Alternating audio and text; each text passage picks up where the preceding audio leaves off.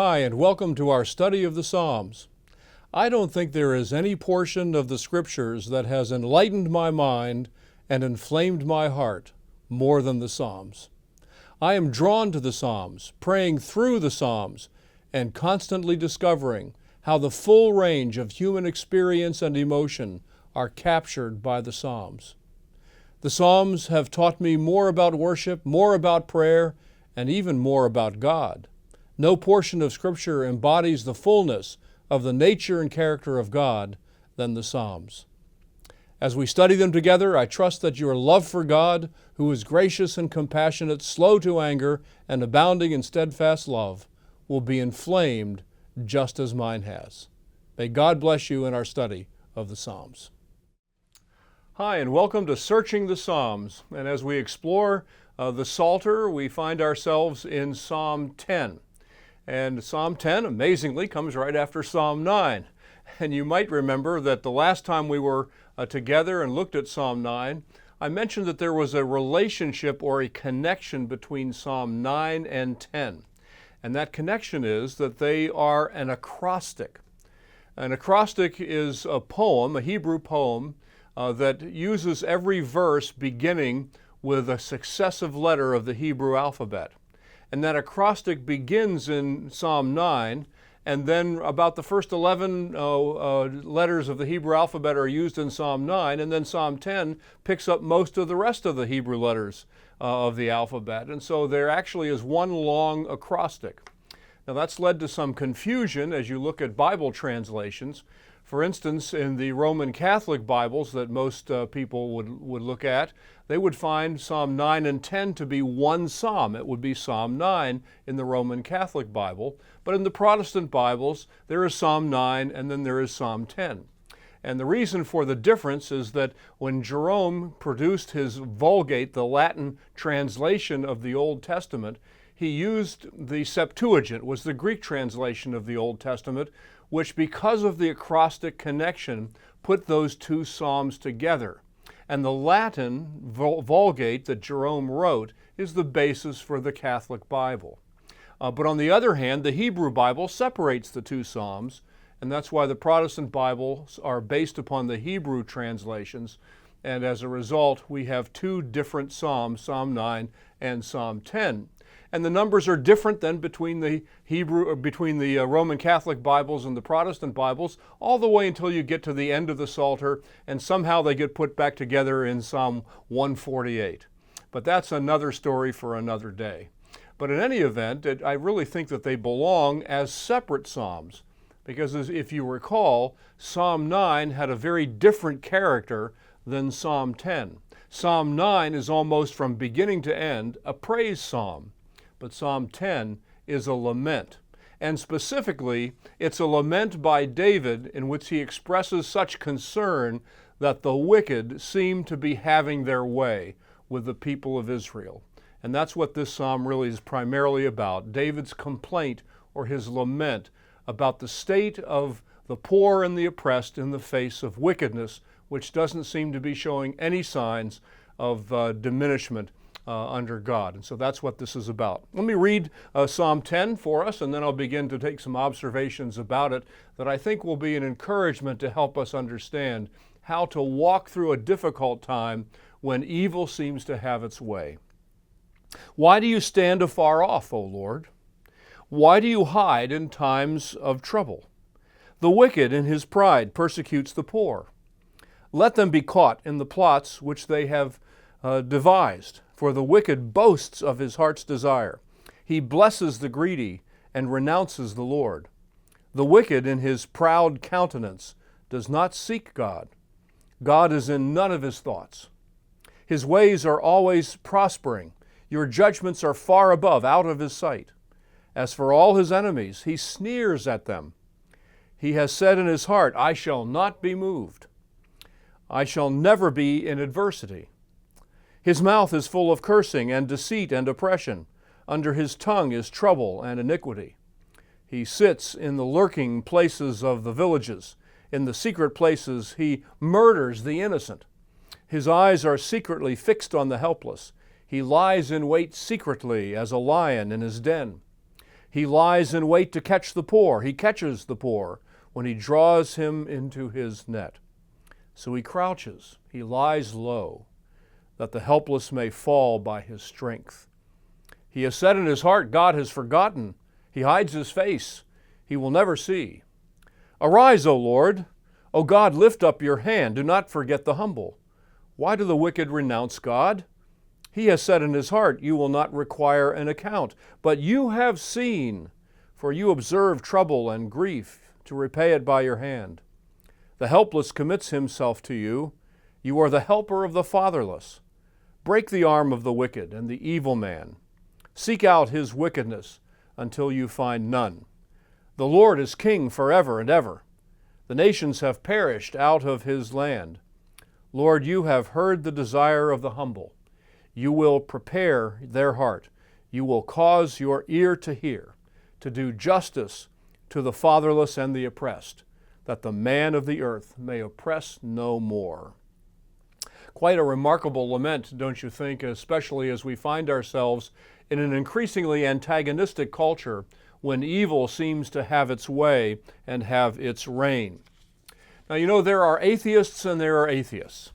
There are some atheists who sort of are doctrinaire philosophical atheists, the Richard Dawkins types who really are convinced in their own minds that God doesn't exist and conjure up all kinds of arguments, weak ones I really believe, against the existence of God. But then there are lots more atheists who, if you put a gun to their heads and make them declare one way or the other, would probably say, yeah, I think there really is a God, but act as if there is none, who really could care less about God. In spite of the fact that they may believe that he exists, they really act as if he does not. Those are practical atheists. And those are the kinds of people that David has in mind when we look at a psalm like this. These are people who think they're getting away with anything they want in spite of the fact that they probably would say that God does in fact exist. It's interesting that Martin Luther observed this about this psalm. He says, there is not in my judgment a psalm which describes the mind, the manners, the works, the words, the feelings, and the fate of the ungodly with so much propriety, fullness, and light as this psalm. Martin Luther understood how much this was descriptive of the nature of the wicked that so much invest themselves and influence a particular culture in David's day and even in our day. There are several characteristics of the ungodly or the wicked that this psalm describes, as Luther recognizes. The first is arrogance. Verse 2 says, the wicked in his pride persecutes the poor. Then it says in verse 3, for the wicked boasts of his heart's desire. And then verse 4, the wicked in his proud countenance does not seek God. That's an arrogant posture in which the wicked takes up a position as if he is superior to everyone else and is immovable in one way or another. I think it's important to recognize that there are other aspects of this psalm which reflects that kind of arrogance. In verse 6, David says, he has said in his heart, I shall not be moved. And so there's such arrogance on the part of the ungodly that they really don't think that they can budge out of their position by any influence of God. And then over in verse 11, he said in his heart, God has forgotten. He hides his face. He will never see. And so the wicked has convinced himself in his arrogance that God will have no influence or impact on his life. And that's an arrogant position when you think about it. The second characteristic of the wicked or the ungodly is their prosperity. And that's why in verse 5, David says, his ways are always prospering. So he recognizes that he was always in a position that you really couldn't budge him, and he would always seem to be the one who really has all the stuff that he needs, all the material resources the wicked seem to have accumulated and have at their disposal. And maybe you feel like that as well. The wicked seem to have all the stuff, and the poor and the oppressed are struggling to make ends meet.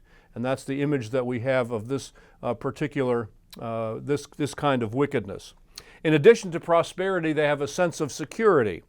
In verse 5 it says, verse 6, he says, I shall never be in adversity. There's a sense of security that the wicked has. He doesn't think that he will ever find himself in a difficult situation.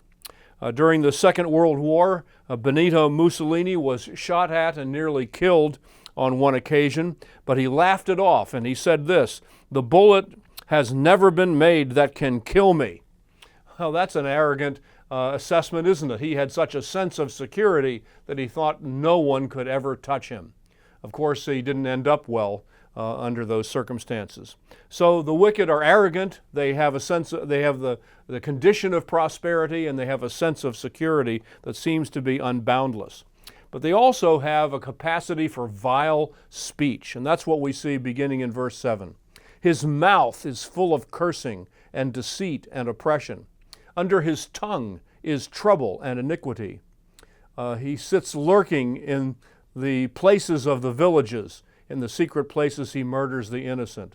So the speech of the wicked is characteristic of who they are. They seem to have no filter, no moral filter on what comes out of their mouths. You know, Paul recognized that when he was describing in Romans chapter 3 the pervasiveness and the influence and the universality of wickedness in the hearts of human beings. For he said, his mouth is full of curses and lies and threats, trouble and evil are under his tongue. C.S. Lewis observed that as well among people in this particular psalm. He was actually surprised that speech comes out so clearly as one of the characteristics of the wicked. He puts it this way, I had half expected that in a simpler and more violent age, when more evil was done with the knife, the big stick, and the firebrand, less would be done by talk. But in reality, he says, the psalmist mentions hardly any kind of evil more often than this one, which the most civilized societies share. It is all over the Psalter. One almost hears the incessant whispering, tattling, lying, scolding, flattering, and circulation of rumors. No historical readjustments are here required. We are in the world we know.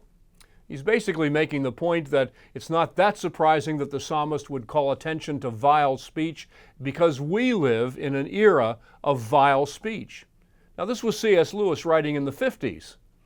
For we can find even worse situations in this day and age. People speak wickedly to one another, especially in the public sphere and especially in the political realm. It's a dastardly set of circumstances, isn't it? If we would only speak to each other with more civility, we would probably make some significant progress in solving some of our life's problems. But we don't do it, do we? We try to deride and declaim other people, undermine their sense of who they are, their dignity and humanity. It's interesting, many of you are aware of the story of William Wilberforce. We know of William Wilberforce back in the late 18th century, early 19th century, as he worked so diligently to try to have Great Britain stop the slave trade. And he worked tirelessly and with great difficulty in having that accomplished. And he did actually get that accomplished in Great Britain.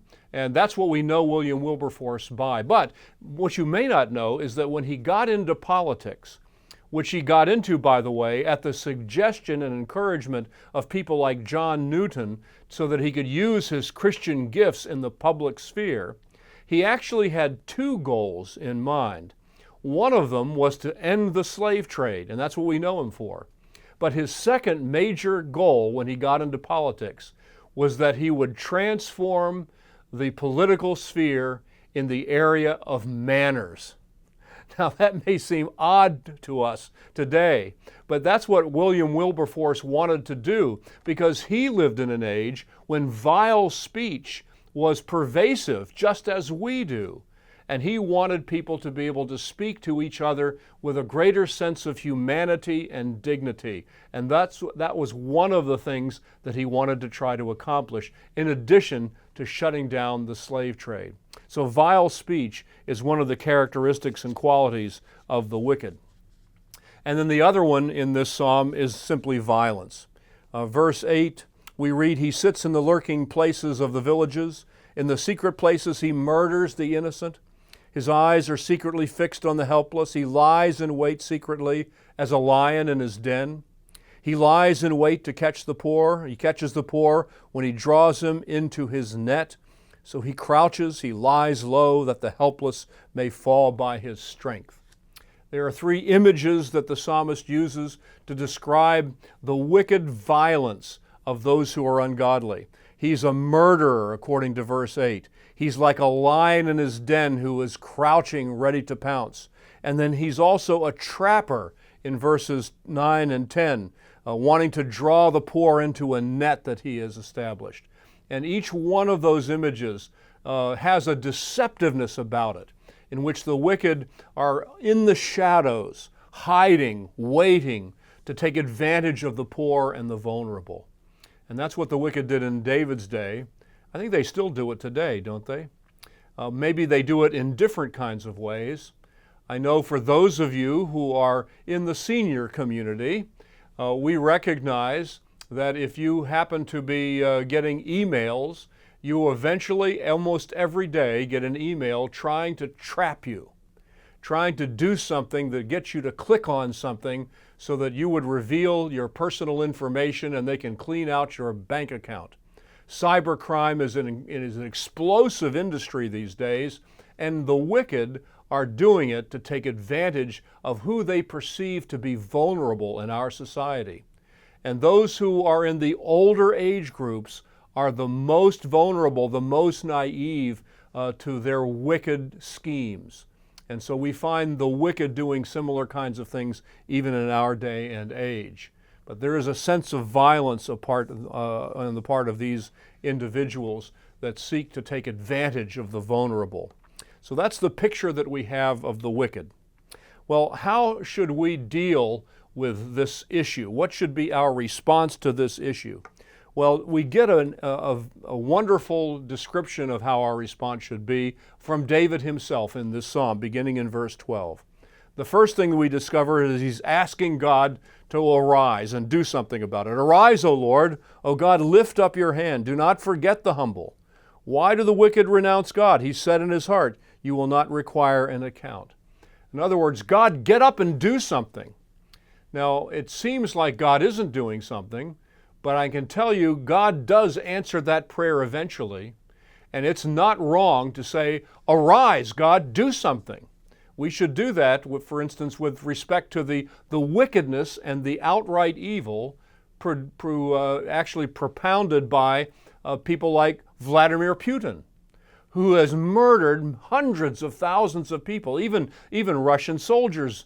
Their deaths number in the hundreds of thousands because they're brought in to this illegitimate war because of the wickedness of the man. We have every right to be able to say, rise up, O God, do something about this. Stop this carnage because it's wickedness. It's absolute evil.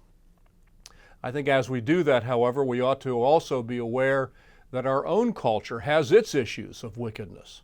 We live in a culture that is increasingly antagonistic to the things of God, rejecting the patterns that God has laid down, for instance, with respect to sexual ethics and morals. We live in an age in which people are continuously attacked in one form or another. We still murder hundreds of thousands of babies in the womb every single year. And wouldn't be surprising to me if God had this culture on its list to judge. And I think we ought to also call out to God and say, arise, O God, have mercy on us, change our hearts, transform our culture, bring us back to you. So that's the first thing David does in the midst of all of this wickedness, as he asks God to arise. The second thing David does is he reminds himself that God does in fact see what's going on. I think the wicked think that God has forgotten. That's what verse 11 says. He said in his heart, God has forgotten. He hides his face. He will never see. But David reminds himself that that's not true. Verse 13 says, why do the wicked renounce God? He said in his heart, you will not require an account. Verse 14, but you have seen, for you observe trouble and grief, to repay it by your hand. The helpless commits himself to you. You are the helper of the fatherless. God does see what's going on. It's not hidden from his sight. And while the wicked may get some period of respite, ultimately God will act because he has not forgotten his people. God saw the people of Israel when they were oppressed in the land of Egypt. And God heard their cries. And that's why God sent Moses to rescue them out of Egypt, because God saw what was going on and He heard their pleas for mercy. And so we see God acting in that way. David reminds himself of that. And he also reminds himself that God does act in judgment on the people. And so, for instance, in verse 15, break the arm of the wicked and the evil man. Send out his wickedness until you find none. The Lord is king forever, he says. The nations have perished out of his hand. Lord, you have heard the desire of the humble. And so David recognizes that God does judge nations. Nations come and go because God disposes of the ones that are antagonistic to him eventually. He may not do it in our time schedule, but he does do it. We find that kind of thing displayed in the book of Daniel, for instance, when all the kingdoms of the earth are stacked together, stacked up one upon another, and God had disposed of each one of them, whether it had to do with Babylon or with Greece or with Rome or whatever the empire might be. God disposes of each one of them, and He'll dispose of the wicked of this world as well eventually. So God is reminded of that. We also recognize that we find the same kind of thing being reminded of by the New Testament as well. Peter, for instance, says this in 2 Peter. You must understand that in the last days scoffers will come, scoffing and following their own evil desires. They will say, where is this coming he promised? Ever since our fathers died, everything goes on as it has since the beginning of creation. But they deliberately forget that long ago, by God's word, the heavens existed and the earth was formed out of water and by water. By these waters also, the world of that time was deluged and destroyed. By the same word, the present heavens and earth are reserved for fire, being kept for the day of judgment and destruction of ungodly men. But the day of the Lord will come like a thief. The heavens will disappear with a roar. The elements will be destroyed by fire, and the earth and everything in it will be laid bare. We're reminded that ultimately God will judge the earth and He will take care of wickedness. It might not happen in our lifetime. Perhaps it didn't happen with this particular situation in David's lifetime, but ultimately it will happen. God will, in fact, have His way over the wicked. And then what David also does is he reminds himself of the confidence that he has in God that He will do this. And this is what we have to remind ourselves of in spite of how it looks, in spite of appearances, in spite of the fact that it looks like the wicked have their way. He says, Lord, you have heard the desire of the humble. You will prepare their heart. You will cause your ear to hear, to do justice to the fatherless and the oppressed, that the man of the earth may oppress no more. That's David's final word in this psalm. It is an expression of his confidence that God will act on behalf of His people, act on behalf of the poor and the vulnerable and the oppressed, and do justice in this world, and lift His people out of such despair. And that's the confidence that we ought to have as well. You know, there was an example of this in Scripture with the prophet Habakkuk. Habakkuk was prophesying during the time in which the Babylonians were pressing in on Judah, ready to overtake Judah with their wickedness and send Judah into exile. And he looked at the coming Babylonian catastrophe and he complained to God about it because the Babylonians were more wicked than the Israelites. And so he wondered and asked God, why is it that you're using the wicked Babylonians to come in and judge and chastise the Israelites? And God basically told Habakkuk, you know, I understand what you're saying, but it's even going to get worse than this. In other words, you haven't seen anything yet, Habakkuk. Things are really going to unfold to a catastrophic level with respect to Babylon and Israel, and that in fact happened. But ultimately, God told him he would have his way, and what Habakkuk needed to do was to live by faith. That's where the phrase, the righteous will live by faith, comes out of Habakkuk. That's what Paul quoted in the New Testament when he talked about being justified by faith. The righteous will live by faith. God tells Habakkuk, in spite of what it looks like, trust me on this. Trust me, the righteous will live by faith. And then Habakkuk expressed this in his expression of confidence just as David did. He says, though the fig tree does not bud, and there are no grapes on the vine, though the olive crop fails, and the fields produce no food, though there are no sheep in the pen, no cattle in the stalls, yet I will rejoice in the Lord. I will be joyful in God my Savior. That's the attitude we should have, in spite of the evil that we see in this world.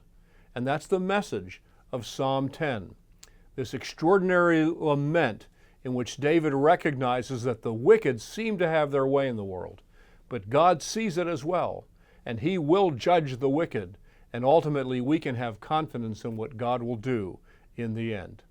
May God bless you as you continue to study the Psalms and be encouraged by them, even as we live in a culture which has more than its share of wickedness. May God bless you all as you seek to study and learn more about the heart of God for you. God bless you.